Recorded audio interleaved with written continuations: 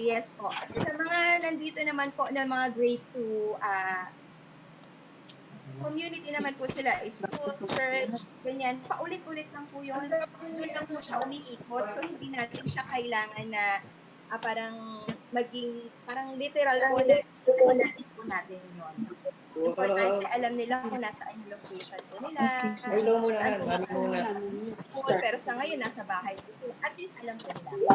And then, community helpers po. Ano po yan magka-tandem po talaga yung language po or yung English po at saka yung araling panlipunan. So, Tagalog or English, it's okay kung saan po kayo mas comfortable po.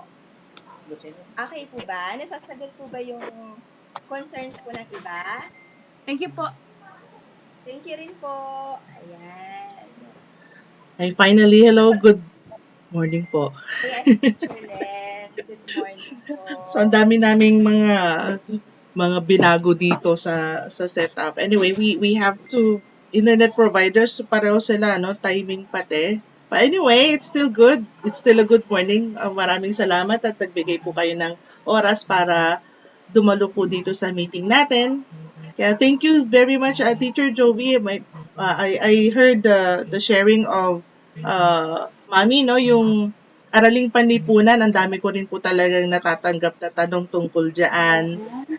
For at this level, kaya po namin hiniwalay po kayo para specific po din yung ma-address po namin na concern, especially nasa gitna po tayo ngayon ng school year, and I know that nandun po kayo sa kalagitnaan ng pagtuturo at particularly nagiging challenge po yung academics. Yun po parati naman yung naka-focus yung mga parents. But you know, this meeting is a reminder to all of you na we're more than the academics. You know, basically what we want is to make our kids feel safe, and we want them to be reassured, and so that if they feel safe kasi and reassured, they can grow exponentially sa kanilang character, no? So this is basically a touchdown for all of us, para i-remind natin yung isa't isa na kung ano kasi yung nakikita ng mga anak natin sa atin, mas yun po yung natututunan nila. So if we are so stressed out, if we are short-tempered, or we feel helpless, ako ganun din po yung nararamdaman nila. Di po ba, mga parents? But, you know, for today, andyan sila Teacher Joby, tsaka yung ating mga teachers to help you with regard to siguro yung pagbibigay ng assessment sa mga anak natin. For the preschoolers, it's not so much of an issue kasi po, ECCD checklist po yung ginagamit natin. So, makikita natin yung description. Pag kung nasaan na yung anak natin, i-check natin, or kapag hindi pa, yun po yung ma-address natin. Tapos yun lang po talaga yung nire-require namin, especially for kindergarten bago po sila mag-grade 1. Now, for grade 1 and 2, meron na po kayong kaunting structure. Pero sabi nga, yung kanina po na binanggit ninyo, marami po sa mga subjects, pwede po talaga na practical application. So, in fact, kami, pag nag-household chores yung mga anak ko, tinuturuan ko po sila sa mga gawaing bahay. Pati yun po, nai-integrate din namin kahit mga bubukod sa home economics, of course, and araling panlipunan. Nai-integrate po namin ang science. For example, ano ibig sabihin ng saponification, bakit bumubula ang sabon, bakit nakakalinis ang sabon, mga ganun tipo. That's basically chemistry. So, pwede na po yung ma-integrate sa, kunwari, science.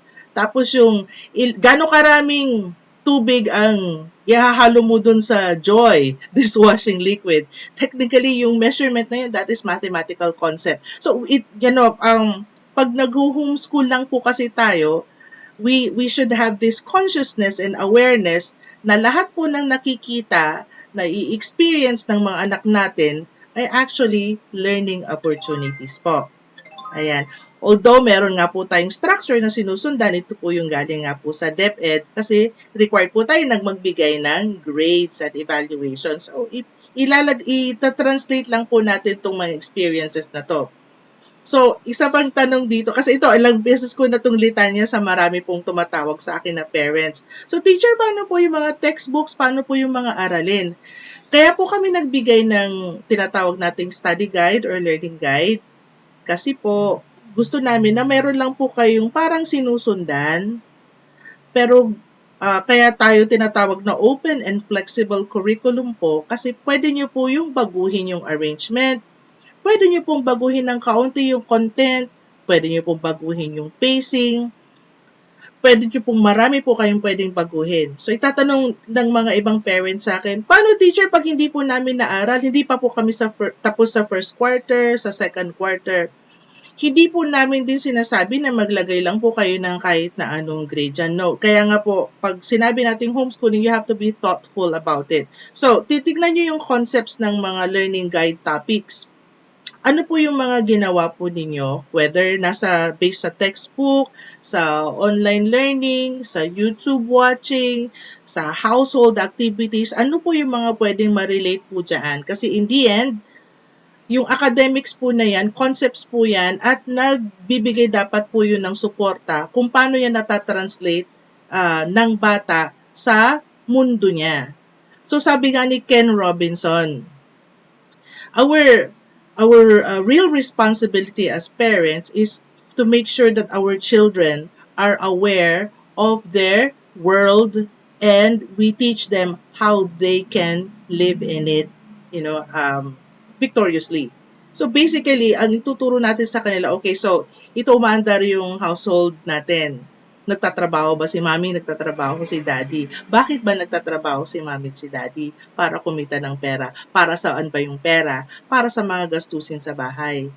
Okay? So, yung kailangan alam nila yung flow, hindi yung kapag minsan kasi pag nandun tayo sa kalagitnaan ng mga trabaho natin, nakafocus tayo sa trabaho natin, and we lose sight of what's really important.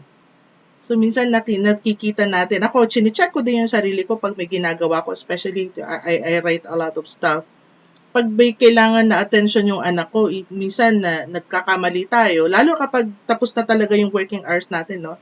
Nagkakamali tayo, tapos nagagalit tayo, at niisip natin na nadidisturbo tayo ng anak natin. Bakit ba tayo nagtatrabaho? Abala ba yung mga anak natin? Hindi, para sa kanila po yung ginagawa natin. Minsan nagkakamali tayo. Ako rin po nagkakamali ng ganon. So we have to, kaya po tayo nagkakaroon ng ganitong meetings para, we remind each other. Kasi po hindi po tayo perpekto. Minsan nasa utak natin, magkano yung budget ko, kakasya ba,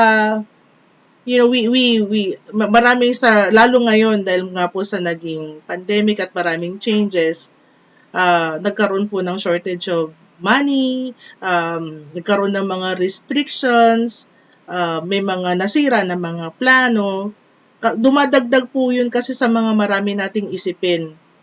Pero sana, ang gusto naming ibigay, kaya po natin tinatawag na homeschool, hindi lang po siya home-based learning. Kasi pag home-based, mas malamang sa hindi, natatranslate mo lang kung ano yung ginagawa sa school, gagawin mo sa bahay.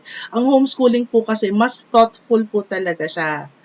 Hindi ibig sabihin na magtatamad po tayo or meron tayong mga hindi gagawin, kaya absuelto tayo. No, it's not that. It's just that we look at all things in a different perspective at tinitignan natin siya no components of learning lahat.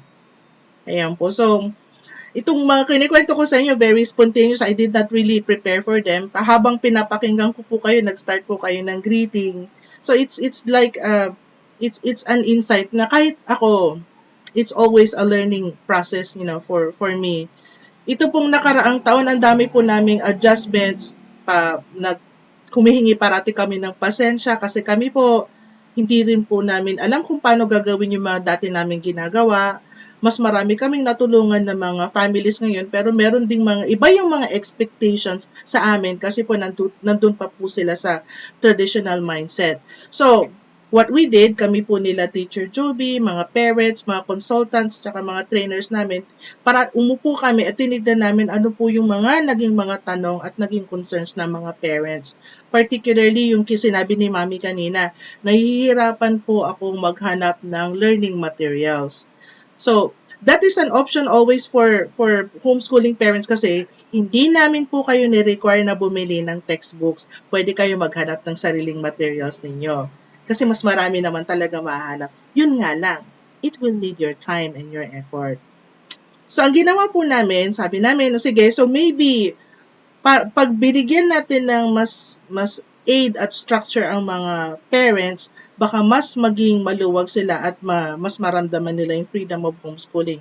That is why, aside from the study guide or the quarterly learning guide, for next school year, maglalabas po kami ng study booklets per quarter na naka-align na talaga eksakto doon po sa learning guide. So, option lang po siya. Pwede nyo pong hindi bilhin yung quarterly booklet. Pwede rin pong gawin ninyo yung ginawa ninyo po for this school year. Pwede rin pong bumili kayo ng textbooks. Pwede kayong gumamit pa rin ng mga ibang mga learning materials na gusto ninyo.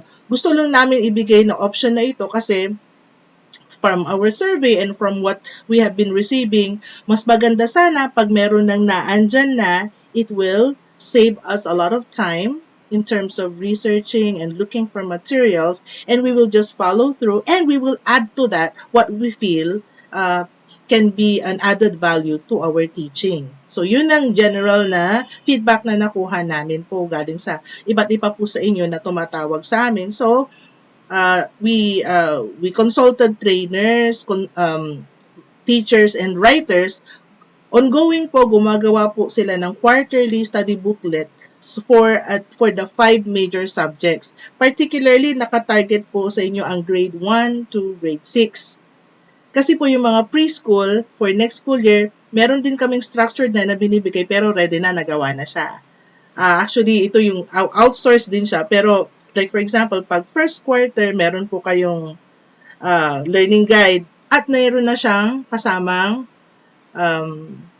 learning material. Meron na siyang kasamang booklet. So, nandoon na po lahat ng lesson presentation.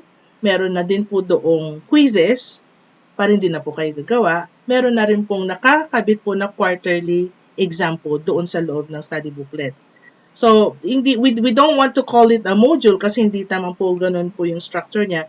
It's more of highlights and all the comprehensive requirements na hinihingi ng subject na yun. Kunyari, first quarter English for grade 1. Nandun na po lahat ng topics. At nandun na rin po yung kanyang evaluation at nandun na rin po yung kanyang quarterly test. So, wala na po kayong gagawin. Pati yung answers keys provided po sa inyo. Kung yun po yung gusto ninyo. But, you can always go to, of course, textbooks. Kahit gamit na, kahit may sulat-sulat, kapag gagamitin nyo lang siya na guide, hindi po kami nagre-require. Kasi, again, like, when we started Victorious Homeschooling, our intention primarily is to help. Yes, the organization has to be sustained. Kaya po kami kailangan, syempre, magkaroon ng tuition dahil may mga gastos po yan. Nagpapasweldo po tayo ng staff, ng teachers. Meron din pong advocacy ang Victorious Homeschool. Hindi ko alam kung nabanggit na sa inyo, hindi pa namin nilalagay sa website. We have been providing scholarships to orphans and household helpers. So kapag meron din po kayong ganun, pwede po kayong sumulat at mag-apply po sa amin. Yun lang po kasi dependent po yung pagtanggap namin sa mga volunteer teachers.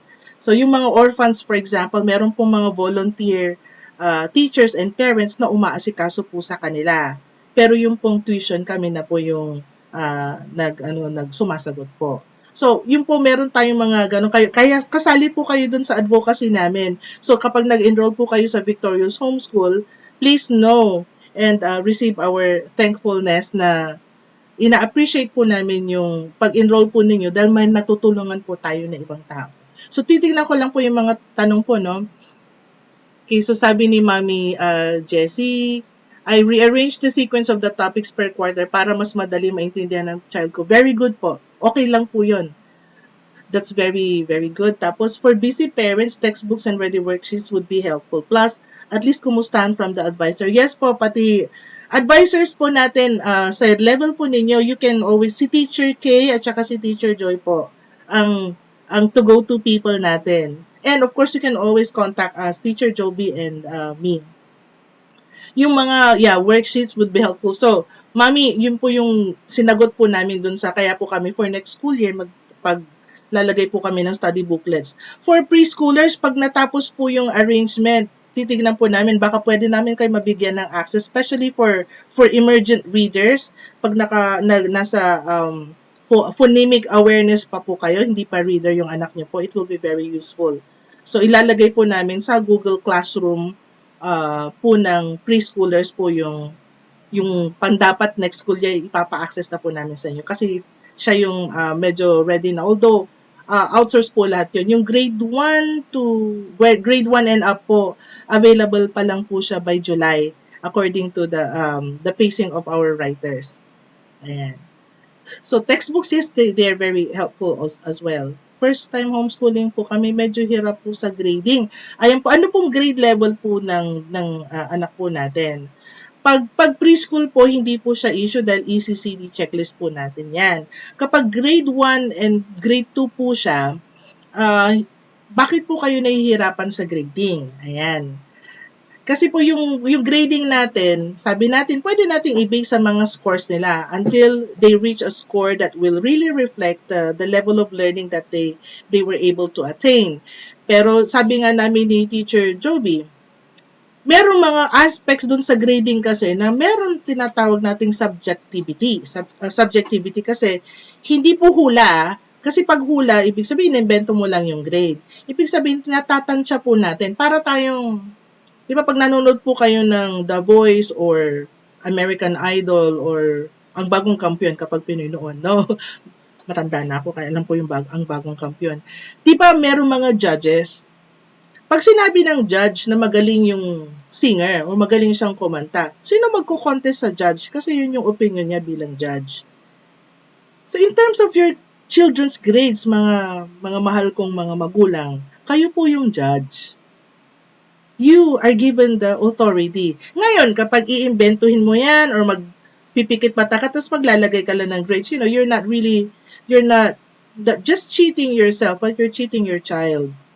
Of the kind of motivation and leveling na dapat meron kayo na ibibigay sa kanya. Pag nag-aral siya na mabuti, maganda yung resulta, bigyan natin ng magandang grade. Kapag medyo nagtatamad-tamad at talagang hindi niya kasi inaral, inintindi, bawasan natin yung grades niya. Pero hindi ibig sabihin na hinuhulaan po natin. So, the subjectivity of kahit mga teachers po. Diba, Teacher Joy? Diba meron kang mga sa mga estudyante natin, meron din tayong meron kang sariling judgment according to the Yes po. to the pacing, the leveling, and effort ng bata. Ganon din po kayo. Ayan. So ano pa po? Magkakaroon good na magkaroon po kayo ng guide. Yeah, thank you po. We are really trying our best and working hard about it. Yan. Tapos grade 3 po, sorry po for the name gadget po. Okay, it's okay. Challenge po sa amin ang Filipino. Okay lang po ba na basic Filipino conversations lang po kami? Yes po. Guilty din po ako dyan. Kasi po yung first language po ng mga anak ko ay English, pero kahit na Filipino po yung ginagamit ko na pakikipag-usap sa kanila. Ngayon po talaga nagsusubok po akong magsalita ng magandang uri ng Filipino. Sinasagot pa rin po ako sa English. Kasi po yung mga materials po na ginagamit po namin, pareho pong galing sa US at pareho pong galing sa DepEd, mas marami po sa kanila ay nasa wikang English. Hindi po ibig sabihin na hindi po tayo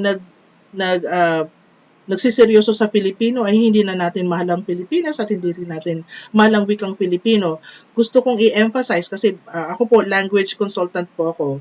Ang language po ay tools para po magkaintindihan po tayo, magkaunawaan, at para ma-access natin ang mga bagong kaalaman.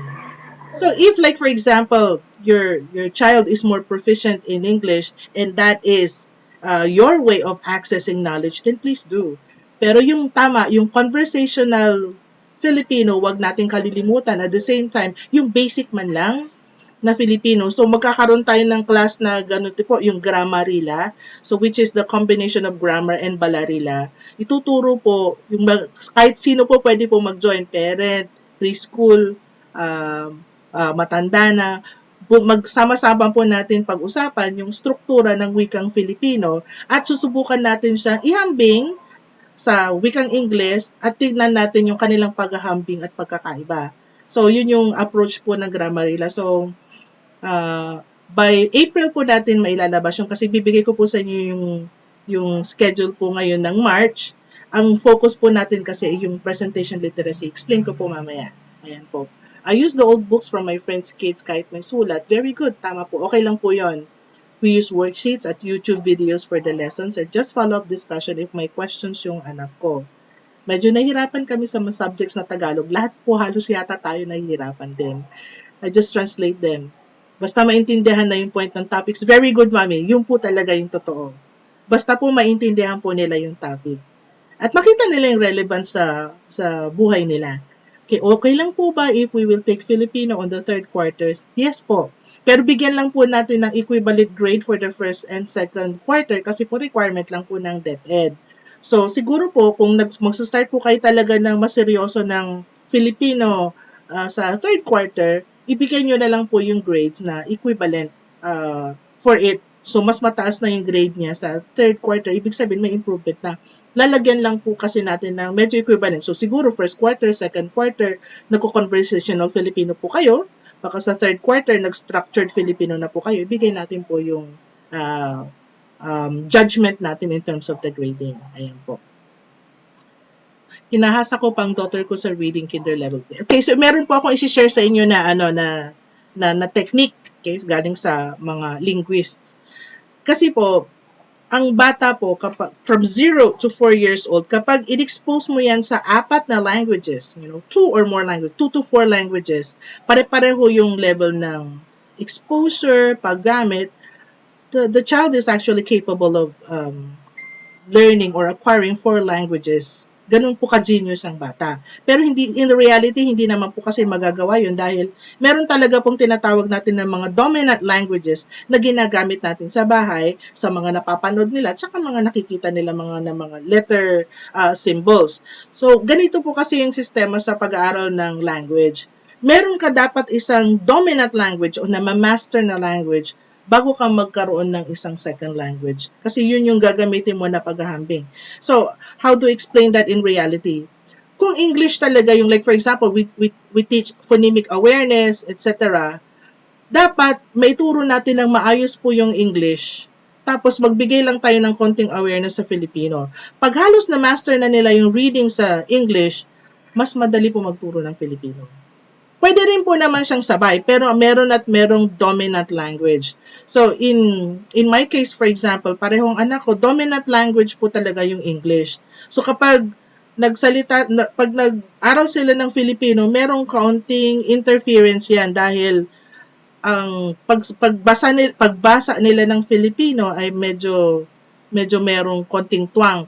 Kunyari, is that, yan po ba ay Filipino? Nagiging ganun ng konti. Kasi, napaghahalo nila yung dalawa. But, they can still read the Filipino language. Pero, we make sure that they're very aware of the phonics, the phonemic system ng English bago tayo mag-introduce ng mas structured Filipino. So, tama po yung ginagawa ng maraming parents actually. Nagsistart sila sa kwento sa wikang Filipino, or yung meron nabibili na mga libro sa Lampara yata, di ko alam kung sino yung publishing, merong English, tapos merong Filipino version.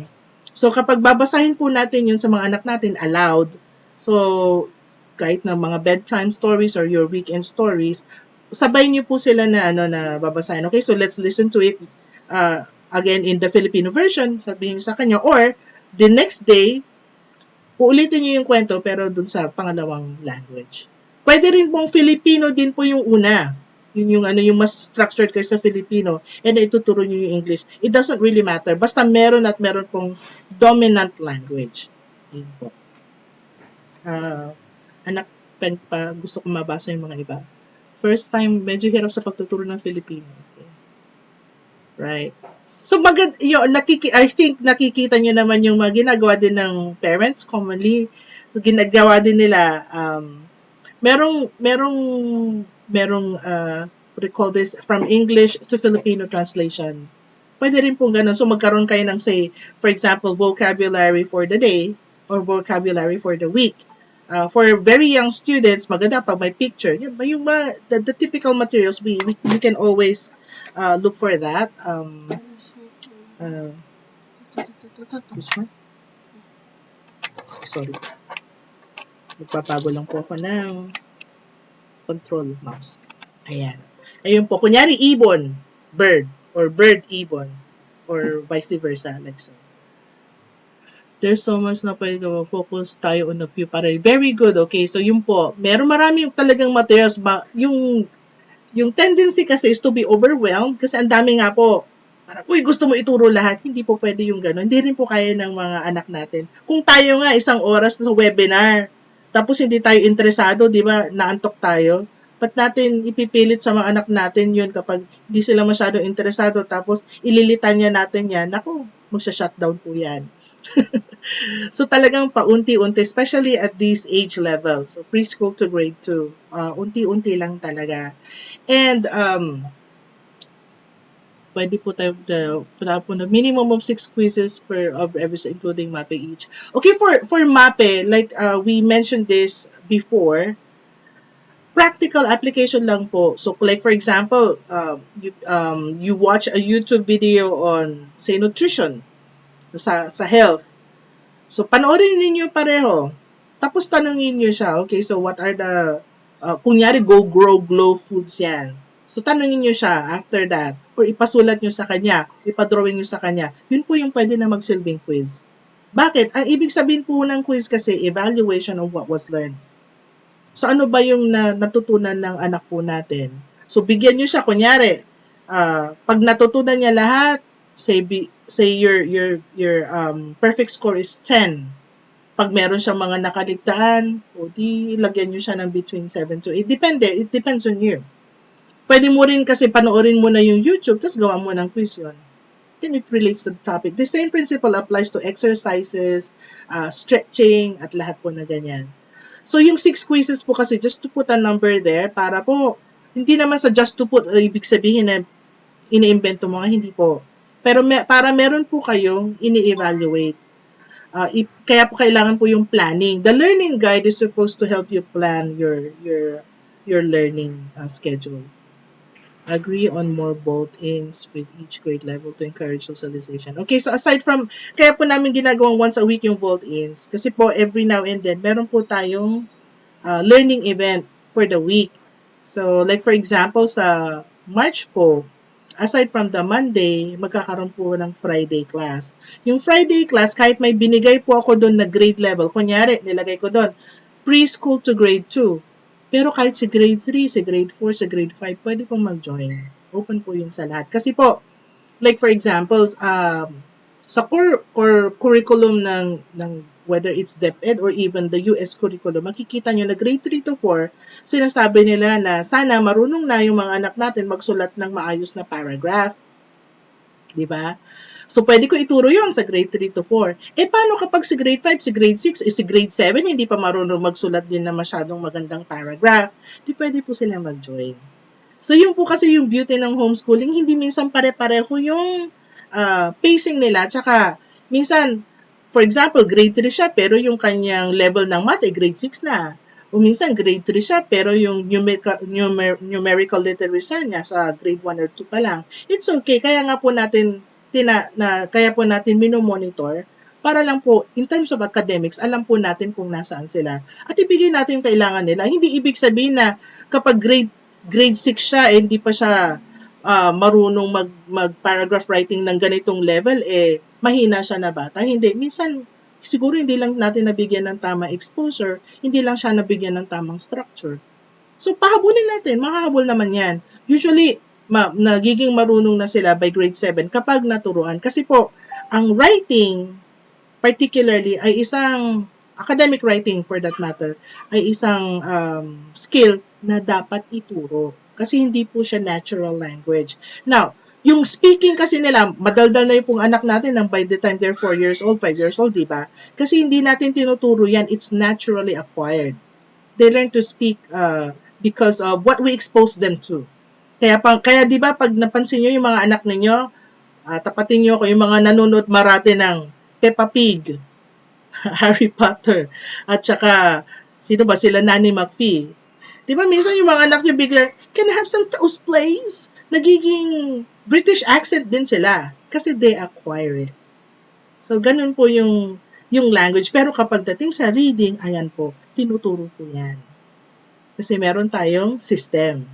Pagdating sa writing, itinuturo din po yan. Hindi yan naturally acquired. Actually, writing is the most unnatural language po. Ayan po. So, yung vault-ins po natin, we will have more classes aside from the vault-in. Medyo mahirap sa pagtuturo ng ulit-ulit. Yeah, yun po, repetition po talaga. No, nabanggit ni Teacher Dobby kanina, pag titingnan nyo yung learning guide, parang paulit ng ulit, no?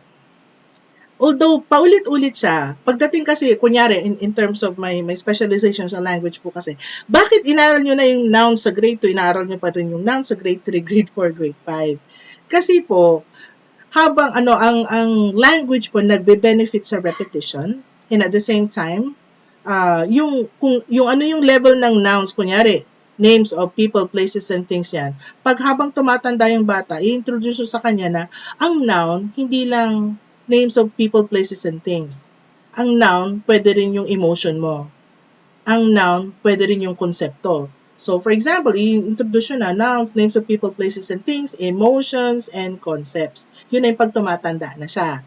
So, sasabihin natin na yung love ay actually noun. Love is a many splendored thing. So, love is anger is not a very pleasant emotion. See, anger, noun na siya. So, kaya po siya inuulit-ulit. Kasi lumalalim din po yung knowledge sa bawat concept na yun. Kaya pag nakita nyo sa learning guide, kahit akala nyo pare-pareho, pag translate nyo dapat yun sa content, hindi po siya pare-pareho. Meron siyang repetition, may review, pero meron pong lumalalim po yun. The same principle with math. Ganun din po siya. Kasi yung mga yan, developmental language. Ayan. So, we use one and then we use the textbook we have. Okay, so, titignan ko lang po yung mga tanong ho. Quarter na po kami. Habang tumatagal, nag-enjoy po yung anak ko. Very good po. That's good to know. Good po na may weekly kumustahan and sharing na materials. My daughter din po nagtatanong lagi, where's my classmate? So, that's so good to know. Ito nga, no, inagaw ko yung araw nila, pero babawin ko to sa March. Kasi ngayon, magkakasama tayo, hindi sila magkakasama eh. Pero babawin po natin yan kasi by March, 2 beses po sila mag-meet sa isang linggo. Ayun po. We use the one sent by Victor and we use the textbook. Very good po. Thank you po, Mami EJ. Thank you for sharing that. Kasi yung learning guide po namin ay guide lang po. Pwede po kayo magkaroon ng ibang version nun pag meron po kayong ibang mga ginagamit na libro. Regarding po sa submission ng first quarter and second quarter grade, sinabi po natin na yung deadline, hindi po talaga set yung deadline dahil iba-iba po kayo ng pag-umpisa. So kapag pagdating po sa mga specific mga Mami Divine, no, sa mga questions po na yan, let us consult Teacher Joby, Teacher Kay, and Teacher Joy para po mabigyan kayo ng approximate dates na sana nakapag-submit kayo. Kapag late man, it's okay. Just submit po. Wala po namang problema po yun. Amber, ayaw gumalaw ng mouse ko. Open niyo yung mouse niyo. Where? Here. Click it. Where? Click your mouse. It doesn't want to open here. No. Oh. Oh, okay. It's there. Oh. Nagtatawanan ako na anak ko. Use your phone. There. Okay. So, we send, second, regarding po sa submission ng grade ng first quarter and second, meron na po deadline. Okay, the same question. Knowledge channels, Wika, Hari, and YouTube video are helpful for Filipino. Thank you po, Mami Natalie Joy, for sharing that. So, sabi ni Mami, knowledge channels, Wika, Hari, and YouTube videos for Filipino. Okay po ba ang technique na side-by-side? Yes! Very good po yun, Mami Jessie. Actually, yung grammar rila operates on the same principle. English and Filipino grammar. magandang pong technique yun. Ayan. Okay na, okay na po ang materials. Add on na lang po sa mga possible related pa sa mga in social development po. Okay? Yes, thank you. Very good. Thank you. Naka-fix naman po yung kanilang vault-in. Share ko lang din po ang lesson namin for English and Filipino ay side by side. Halimbawa, English lesson, adjective. Very good. Ganyan. Yan, Mami, Natalie, that's basically Grammarilla. Ayan. Thank you. Yeah, thank you for sharing your tips. Maganda po i-share po natin yun sa ating mga group chat, support groups kasi doon po tumitingin yung mga ibang parents ng mga links na pwede nilang gamitin sa pagtuturo. Sa performance task, kailangan po ba covered lahat ng topics? Kay Teacher Joby, if you're still there, you can join me. Yeah, thank you. Yes, Mommy EJ, that's true. We really are given that freedom to learn life skills and outside of the curriculum. Okay, if familiar po ang ibang parents, maganda po na mag-subscribe sa Bibal YouTube channel. Yes, since ito yung marami po tayong free resources sa internet, let's use them and let's maximize technology for our own growth. Kasi tama nga si Teacher Joby yung pinag-uusapan namin eh. Eventually, ang homeschooling nagbo-boil down to we have to support you parents first, no? Kasi yung mga anak natin magta-thrive kapag tayo mismo nasa tama na yung ating mindset tsaka heart set.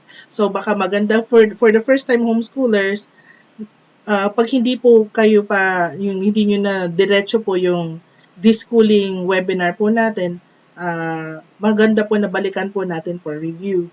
Kasi po yun yung mga tinatanggal po natin yung mga concept ng competition, ng management of expectations, etc. etc. Nandun po sa webinar po na yun. Ayan po. So, pag meron po kayong mga tanong na hindi po natin na-address po dito or hindi nyo po naisip during this meeting, again, feel free to ask us in our different platforms. Pwede nyo pong ilagay sa Victorious Village, sa mga group chat support, or just message us. Yung pong ating Victorious Homeschool Facebook account, nandun po yung mga updated contact numbers po. You can call any of those numbers. So, basta po, huwag nyo pong isipin na hindi po kami tutulong po or hindi po namin papansinin. Talaga pong sumasagot po kami. Yun lang po, minsan kapag na-delay po, kasi meron pong parent na kagabi lang po nag-message bakit daw hindi ko siya sinasagot kagad. Minsan lang po hindi namin masagot ng ganung kabilis pero sinasagot po namin. Ayan po. So, anak, can you open the PowerPoint so we can share the screen? Yeah, where's your mouse? Okay. So, recap lang po tayo. Ayan po. So, pag may tanong po tayo pa regarding the submission of grades, ano yung important announcement natin? Yeah, we will, I know that many of you have been submitting in the email, in the email for your submission of grades, no? Pag meron na po kasi, lahat po kayo meron pong assigned email at meron pong Google Classroom code, dapat po doon na po tayo mag-submit ang ating grades sa Google Classroom code po, na-assign po sa inyo.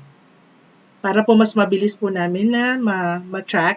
At the same time, hindi na po kayo mahihirapan na mag-attach parati po sa email. Ganon din po yung, if you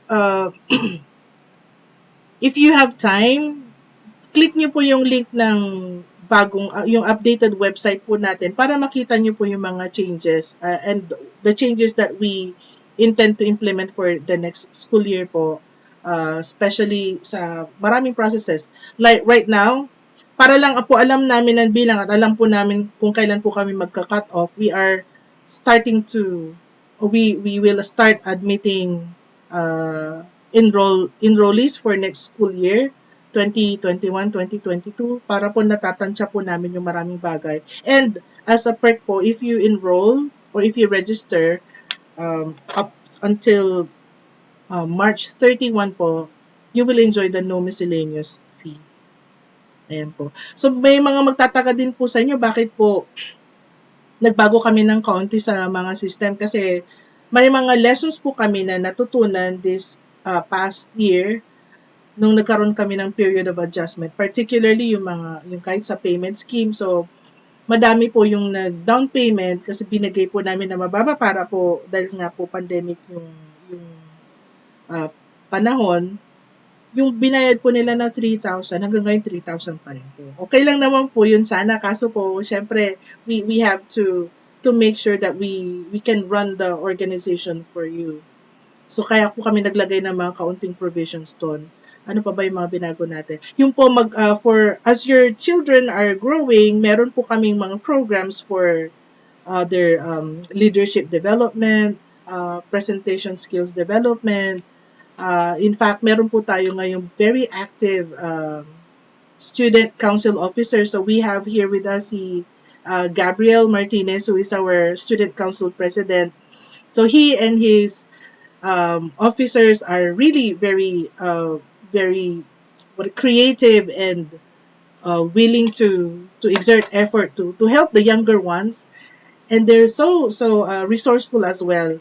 At I mentor them every other week, so they can serve as examples for the younger ones, and at the same time we we uh, we plan for the vote-ins on their behalf para po nagkakaroon din sila ng opportunity not just to develop themselves but to help your kids. Kasi mga yun the student leaders leading students. Okay. And so just a reminder, this is a very quick presentation for the really important stuff. By the end of the school year, so we're going to announce our final date for the moving up and the recognition ceremony by May. Okay, so May tayo, wala pa kaming exact date. Tentative May 15. But so during the moving up and the recognition ceremony, we are going to give our kids character awards. So we have a listing here of the basic ones. So para sa inyo na merong mga kopya ng book na the book is called Achieving True Success. Merong mga character and virtues descriptions doon sa libro na yon, and some of them are listed here. So we are observing our children now, and we are providing them examples and guidance and all that. So alin dito sa mga characters na to siya nagshine? So this is one, then that character would be your character award. So we're going to go into, siguro bigyan ko kayo ng mga later on a more extensive descriptions of what these are. Pero umpisa pa lang ng school year, ito yung present ko sa inyo. The most important character trait that we have to make sure that our children have is obedience. Kasi sa obedience, nandyan na yung respect, at susunod din dyan yung pati yung mga household chores, pati yung araw nila, masaserve niyan. Tsaka anong quality ng obedience yan? Do they obey promptly? Do they obey with thoroughly? Mga ganyan. So, and all of the others also are as important. So, pipili kayo dito sa mga character traits na to, which will serve as your character award at the end of the school year. So, if you want, you can also research. I'm going to share this PowerPoint in your GC so you don't have to write down notes. Yeah. Most parents are always concerned with academics, no? So para ang dami nating mga listahan na nandoon. But eventually, what I want to remind you is, focus on the end goal. Pag preschool po yung anak natin, primarily, kailangan lang meron silang reading literacy, which is addressed using, of course, your phonics system, the Jolly Phonics style, o kung ano man yung mga reading curriculum na natagpuan ninyo sa internet. So, yung bago natin nga na quarterly learning guide and quarterly learning materials for preschool, we will make them available to you in the next few weeks sa mga Google Classroom ninyo. Ma-address itong reading literacy. Of course, numbers and concepts na hindi naman kailangan arithmetic pa yan. So, numbers and concepts are measurements, spatial awareness, mga yan. Na-address naman ng marami din namang mga textbooks. Of course, motor skills, huwag nyo silang mag-expect, huwag kayo na mag-expect na maganda na yung mga cursive nila. At of course, ang ituturo natin sa preschool kaagad, yung sense of order. Now, how do we teach sense of order?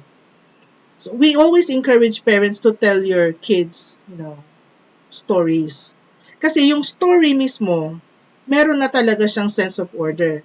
Meron niyang beginning, middle, and end.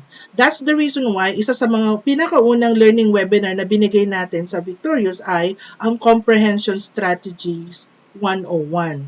The Comprehension Strategies 101 is really the story structure. Now, yung sense of order na yan, it will be helpful to your kids as they grow older. Kahit hindi nyo siya itinuturo directly, nakukuha nila yan every time nagkakaroon sila ng exposure to different stories. Because stories are actually patterns. And hardwired ang human brain to accept stories. So kapag mas na-establish yan at nagkaroon na siya ng awareness, magiging mas maganda yung development niya cognitively, in the years to come. Remember parents, ang window ng maraming learnings actually ay nasa 0 to 4, nandyan yung language, saka concepts. Pero pag papuntang structure, it's 2 to 9 years old. Binigay ko to dun sa How to Raise Victorious Kids. Kasi meron talagang developmental milestones. Normally, okay? So, ang laki niyan ay 2 to 9. So, hindi ibig sabihin na yung 7 years old ko para lang siyang 9 or 10 years old kasi ganun talaga. Meron mga mas mabagal, may mga mas iba yung pacing, pero hindi ibig sabihin na mahina. Iba lang talaga pacing. At iba rin yung mga direction. Ganun talaga siya. So grade 1 and 2, ito na start na tayo ng reading comprehension, mathematical concepts, addition, subtraction, organization of ideas. So, dito na, nagsa-start na bukod sa mga stories, magbasa na tayo ng mga informational text na maiigsi. At ang mga how to, yan, pwede na silang manood ng mga YouTube videos na how to make, how to like that. So, pwede rin naka-integrate dito yung mga crafts. And of course, sa grade 1 and 2, although nanonood na sila ng mga YouTube or na videos and all that, yung grade 1 and 2, start na tayo ng kaunting digital literacy. That, meron na dapat tayo na built in na awareness sa kanila na, the world is right now being run digitally. So, that's why awareness na merong, online banking, meron ng, bakit nakakabili ng mga gamit si mami sa Shopee, sa Lazada, yan. It's part of the digital literacy. Awareness lang. So, hindi naman kailangan ituro pa. Awareness pa. Ayan. So, that's grade 1 to 2. Now, for grade 3 to 4, taas na yung level ng reading comprehension. Again, sa reading comprehension, bukod sa stories, meron na tayong non-fiction or informational text. So, of course, mathematical concepts is also tumataas na. Organization of ideas, napaka-importante yan. So, yan yung isa sa mga ituturo natin sa kanila sa March, particularly for writing and speaking. How do you actually organize your thoughts so that you can speak and write properly or successfully? Okay, so and then digital and presentation literacy. Advocate kasi ang Victorious Homeschooling ng basic skills and practical skills, relevant skills. Yun parati yung ano ba yung aralin natin? Dapat aralin natin or ipapaaral natin yung mga importante at ginagamit natin talaga sa mundo at sa mundong ginagalawan natin. And right now, even in these little webinars, shows that you watch, ang language natin ngayon is all about presentations. Okay, so we have to teach our kids presentation literacy through either public speaking or writing concepts. Nandyan lahat na naka-incorporate. Grade 5 and 6, same. Pero dadagdagan na ng literacy for all and written presentations. Mayroon na silang structure dapat kasi magka-high school na sila. So, kahit na, ang dami-dami kong kailangan ituro. Pero kailangan titignan mo, meron kapag babalikan mo, ano ba yung kailangan alam ng anak ko? So ito yung mga very general guidelines and we will help you along the way yung kaya namin. But for the most part po, ang dami po, kayo po talaga yung marami po magtuturo. So tuturuan nyo muna yung sarili ninyo para po maturuan nyo po yung mga anak ninyo. Ayan. So, grade 7 and 12, ayan, pinaka-importante sa kanila, particularly research skills. And pag character development, kailangan din ng discernment. Kasi right now, we as teachers, we are not the sources of information anymore. You can get knowledge and information with just one click. Ang problema, pati mga anak natin, ganito yung level ng access. Sa dami na nakikita nila, sa dami na nagpa-pop up dyan, paano natin sila tuturuan to filter information and just get what they can really use and would help them gain wisdom. Yun po yung mahirap. Kasi po, wala naman pong bata na nasa audience po ngayon. No? Kasi di ba minsan, pag kahit sa mga children's books and materials, biglang may nagpa-pop up na advertisement. Would you like to, something like that, medyo censored. So yung kapag kahit na magiging exposed yung mga anak natin sa ganon, kung meron nabigyan natin sana ng discernment na anak ito yung hindi pwede, pero wala dapat negativity, no? Kasi like for example, grade 1 and 2 ngayon, dati kasi grade 5 and 6 tsaka nagkakaroon ng mga maski pa paano yung mga physical and sexual awareness, no? Pero ngayon kasi pabata ng pabata. So sa akin, imbis na iwasan ko siya, I tried my best to educate them and make them aware. And teach them that it's not something dirty, it's not something forbidden, it's not something, it's just, it has to just be put in the proper context. Yung awareness na yan, it will help them, until they grow older. And ito po yung mga learning events natin for March. Meron na po ako nilabas na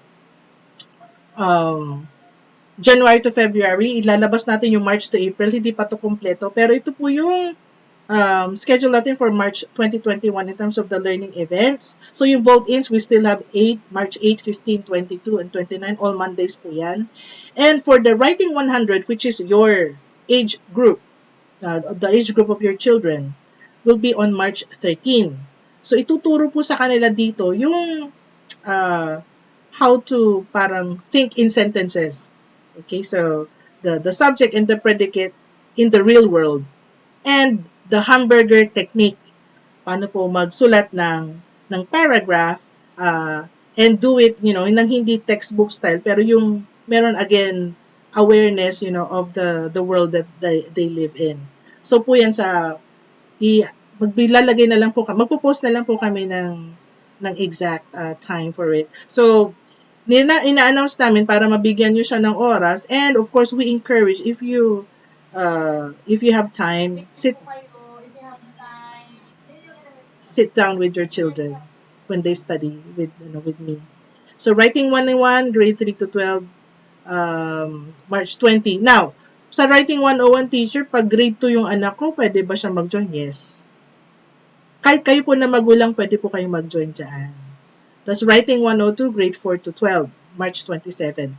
Now, yung higher level, essay writing, by April na po siguro yon. So, ilalagay din ko po sa calendar. So, yun lang po yung aking maiksing presentation for today. Again, if you have questions po with schedule, with submission of grades, ano pa ba kailangan? Teacher Joby, nandiyan ka pa ba? Teacher Joy, ano pa yung i-remind natin sa ating mga mahal na magulang? Teacher, hello po. Ay, Teacher Joby, hello. Ayan, nabalik po ako. Nasa lakbay ka ba? Opo. Ayan, naputol kasi yung signal. So, yung mga may tanong pa po dun, hindi ko narinig na po na lahat, naputol. It's okay. So, may tanong po sa grades po. Yung iba po, kasi ang sabi nila at the end, okay lang po. Yung quarterly, okay lang din po. And ngayon po kasi pwede nyo na po siyang isend po ngayon dahil may mga assigned emails po kayo para automatic na po by year level po nakalagay na po sila doon sa Google Classroom po natin. So, i-upload lang po natin. And kung wala pa po kayong email po yung may at Victorious Children Learning Academy, i-message nyo lang po kami. Or yung iba po, baka nakalimutan po yung password po. So, mag-message lang po kayo sa amin. And teacher, na-announce na po ba we are accepting early registration? Konti, i-announce mo na. Apo, so early registration rate natin for the next school year 2021-2022 until March 31 po tayo. Ayan. And sa mga may voucher and discount po, di ba po may certificate po na ipinost po natin sa Victorious Village or dun po sa Facebook, yun na lang po yung ilagay nyo po and name ng bata para ma-avail nyo po yung ating discounts po nung binigay po namin ng mga discounts para sa inyo. Ang laki po And ng first prize winner, 5,000. opo, first prize 5,000, tapos second 3,000, then 1,000. So malaki po siyang bagay. Ayan. So yun po, nabanggit ko na po yung use of Google Classroom po. May tutorial po tayo niyan. And payment options po, good news po yan. Pwede money transfer, PayPal, and pwede na po tayo ng credit card ngayon. Tama po ba, Teacher Len? Opo, Sa opo. mga nagtatanong po, pwede na po we accept credit cards na po. Ayan. So, yun lang po. Through PayPal. Yes po, through PayPal po. Ayan. May, yun lang, teacher, yung aking i-announce. And teacher, Opo.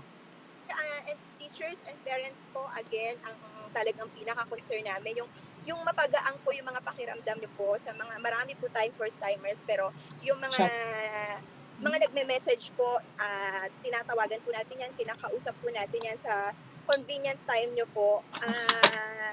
Tingin ko po nasasagot at mas gumagaang po yung pakiramdam nila kapag nakakausap po namin kayo. Kung mahirap po, normal lang pong nararamdaman nyo yan, naiintindihan po namin yung inyo pong pakiramdam. Kasi pinagdaanan din po namin yan. Sa akin nga po, 2 years po eh. Pero ngayon, super hayahay po and satisfied po ako sa kung ano man po yung meron po ngayon. Yan. Ayun po. So, ayan po. Okay, Yes, so, teacher. sorry po, yung voucher prices po, gagamitin po yan for school year 2021-2022 po ha, hindi po yung 2020-2021. So, yung voucher prices po, baka po kasi for this year yung iisipin. For next school year po yung voucher po natin. Opo. And then teacher, yung sa ID pa po, yung iba po, may mga nagtatanong po, bakit po wala pa po kami.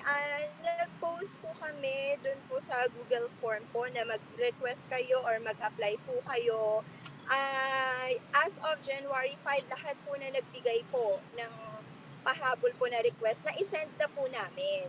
So, meron po siguro mga less than 10 or 15 po na itinawag lang po sa amin ng LPC kasi wala raw pong tumatanggap or iba po yung address, incomplete address daw po, so ibinalik po ulit nila yun. So, kung alam nyo po na hindi pa po kayo nakapag-send, i-check nyo po sa email nyo po kasi meron naman po, di ba, yung parang yung response nyo po sa Google, di ba? So, kung wala po kayong ganun, ibig sabihin, hindi pa po kayo nakakapag-submit dun po sa mga nagre-request po ng ID.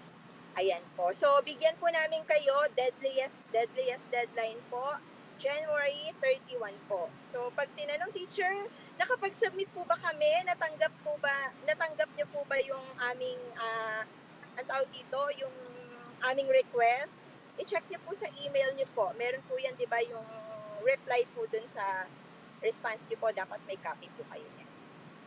Yun lang po. Deadline po, 31. Yung mga nag-send po hanggang from today to 31, bigyan niyo po kami ng 1 to 2 weeks para maipadala po yan. Hello, sir. Yes, sir. Apo. Yes, Thank you, teacher. Thank you, Teacher Joby. Yung po, wait, ano po yung ano yun po, ayan yan. Yung pong rates for this school year, makikita nyo po sa ating website. So, binigay ko po dito yung ating web link.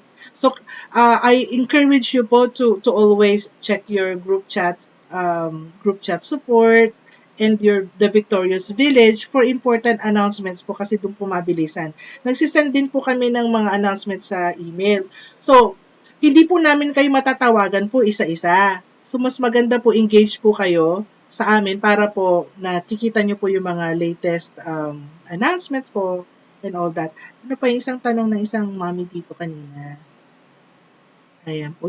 Please check the website. So, meron doon din po pati yung ating mga bagong programs, mga bago po na mga bagay-bagay to help ease our homeschooling and make it more doable, nandun po lahat sa website. Yung iba po ina-update natin kasi since marami po rin lumapit sa amin, hindi na natin mapagbigyan yung mga online tutorials kasi po napupuno na. Meron po kami nilagay po na tutors on demand. At para dun po sa gusto isang topic lang yung gustong ipaturo sa anak or ilang sessions lang, pwede po yun. Pwede rin one-on-one, um, pwede pong small group. Pero available po to by in the next coming months po kasi ina-update lang po yung directory po ng mga tutors. Ayan po. Ano pa yung mga nandun? Meron din po kami, sige, isi-share ko rin po yung Victorious Infobook para po dun sa hindi po makapag-navigate ng website. Meron kaming booklet form. Ibibigay po namin as PDF file sa group chat support po mamaya para po mas makita nyo po yung highlights po ng minor changes po natin. How can we contact teachers regarding grading system? Dito po sa Facebook account, meron pong sa mga group chat support. Pwede rin po dun sa email po, i-email niyo po yung sakto po na mga messages ninyo. Yung regarding the grading system, Mami Ina, may mga previous meetings po tayo kung saan na-discuss po yung grading system including the percentages. Kung member po kayo ng Victorious Village, paki-scroll down lang po o scroll up, hanapin niyo po yung mga zooming in meetings. Na-discuss po dun yung grading system. If not, pwede nyo pong tawagan din po si Teacher K or si Teacher Joy sa paano po magbigay ng mga grade sa mga anak po natin. Ayan po. Kapag hindi nyo po alam po yung grading system, ibig sabihin po baka na-miss nyo po yung mga past meetings po natin last year, na-discuss po siya extensively. Pero okay lang po. Pwede po naman namin po kayong kausapin para i-discuss po ito. Teacher Joy, note po sila Mami Ina para lang pag nag-message po kayo, mabibigyan po kayo ng kung meron pa po kayo ayan po, yung regarding po sa ID, banggitin ko lang po uli kasi po bakit po kami nagpapa-sign up. Kasi meron pong cost po yung pag-produce po ng ID. Medyo mahal din po. Produce po namin noon, pero meron pong mga parents na hindi daw nila kailangan yung ID, so hindi po nila tinanggap. So, ang ginawa po namin, nagpa-sign up po kami para magre-request na lang po talaga kayo. Kailangan or gusto nyo po ng ID, pwede nyo pong i-request, ibibigay po namin. Pag hindi nyo naman po gusto, okay lang, para hindi na po namin i-produce.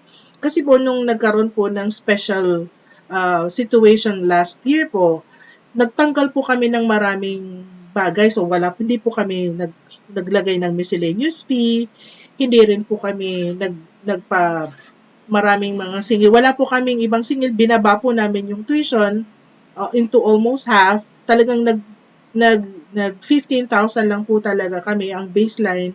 Pero po yung mga IDs po na mga ganyan po, kami na po we put it in our added cost. So kapag produce po namin yun tapos tinanggihan niyo po, medyo sayang po yung effort at saka yung expense. That's why we request for a sign up.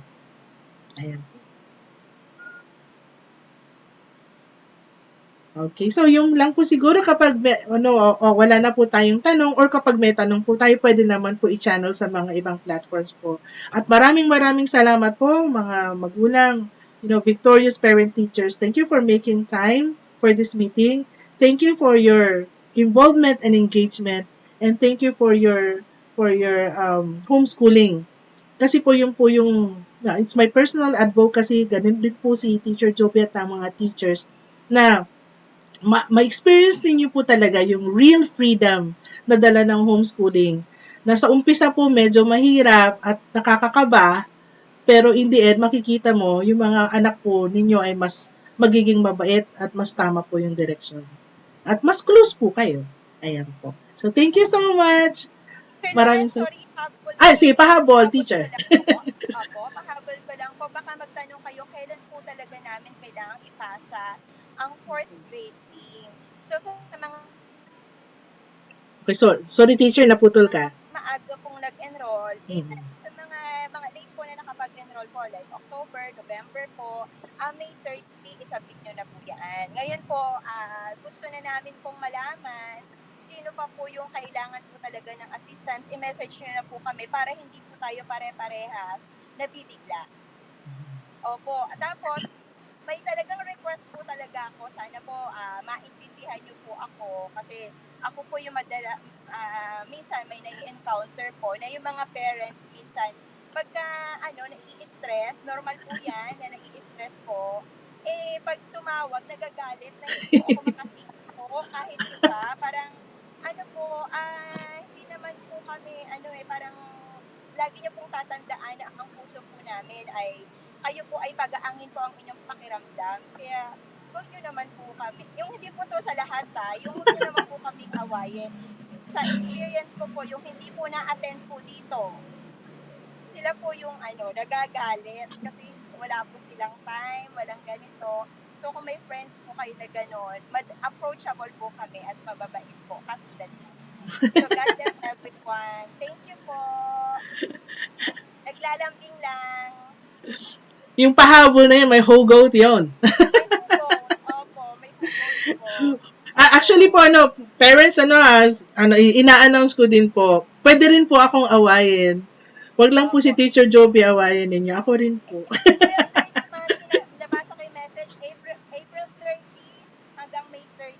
Tutulungan po namin kayo kasi marami po dito na parents mape-pressure po sa grades. So, no choice naman po tayo. Pag hindi po kasi ninyo yan na-submit, hindi po tayo makakapag-level up. Okay po? So, gawan po natin ng paraan yan. Uupuan ko po talaga yan. Kung madaling araw po kayo available, gigising po ako ng madaling araw para bigyan po kayo ng oras. Ganon din po kami ng mga teachers. Okay. So, message lang po kayo sa amin. Giling po kaming tulungan kayo. Okay. Thank you, Teacher Joby. Okay. Yan, so nagtatanong si Mami Alpha Daniline kung kailan yung deadline ng grade. So, in-explain po ni Teacher Joby kanina, sana po yung before May 30. Tapos kapag Teacher Joy, let's make sure na kapag nag-submit po sila at ma-check natin, mag-reply po tayo na natanggap po natin yung grades just to acknowledge their submission po. Ayan po. Submission for second grading, pagtapos na po kayo po. Anytime po, Mami Elaine. Yes. Kaya thank you rin po. Ayan po. Sige po, may mga pahabol pa po na tanong. Ayan. Kasi nagpahabol si Teacher Joby. Yun yung hindi po halata pero iyakin po kami. Inaway po ako ni Mami ganito. Sabi ko, okay lang yun kasi nasistress lang si Mami kaya ganun. Hindi lang niya alam gagawin niya kahit tulungan na lang natin. Ganun po talaga. Opo. Okay, so pwede po ba sabay-sabay ko na ibigay yung grades? Opo, pwede po. Yun po yung sabi ni Teacher Joby, pwede pong quarterly, pwede pong sabay-sabay din po. Pero yung first quarter sana po, gusto kasi namin pong makita para po ma-check namin kung tama po lahat yung entries ninyo. Kaya po kami nag-require na mag-submit po kayo ng first quarter man lang. Okay, pag gusto niyo po mag-submit na ng lahat po na at the end, okay lang po yun din. Ayan po. Meron pa po tanong? Pag wala na po tanong, magbabay na po kami. Maraming salamat po. Okay, so thanks teacher, need assistance sa akin. Okay po. So teacher, Mami Alpha Danilin, ipaki-message po si Teacher Joy or si Teacher K po. Tutulungan po nila kayo sa pagbibigay po ng grades. Ayun po. Okay, thank you so much po. See you again. I will see your kids sa mga vault-ins at saka po sa ating learning webinar. So I will send you the calendar by February na halos no? Sa February, bibigay ko po yung March to April calendar po natin. Ayan po. Teacher Hazel, we love you too. Salamat po. Ayan po, napakasipag din po talaga at napaka-helpful po ni Teacher Hazel at nila Teacher Alet po. Kahit po anong level po, sinasagot po nila kayo. I'm so thankful for them. Ayan po. Yeah, thank you po. Okay, thank you so much. See you again po sa ating next zooming in sa end ng February or first week po ng March. Ayan. Yes, please. God bless us all. Maraming salamat po. Thank you po. Po, thank you. God bless po. Bye-bye po. Bye-bye. Ano mo pala? Nandiyan pala si DJ Angie. At sino ba yung mga nandyan? Hello!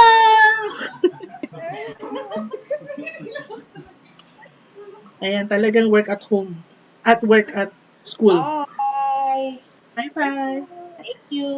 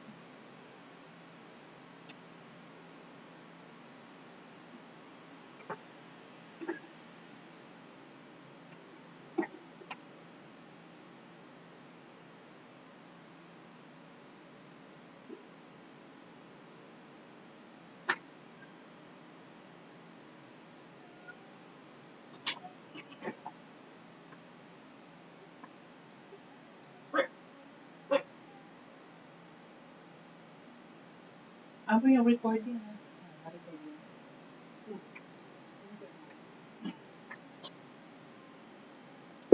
Kaya ka muna, tututo pa naman. YouTube lang.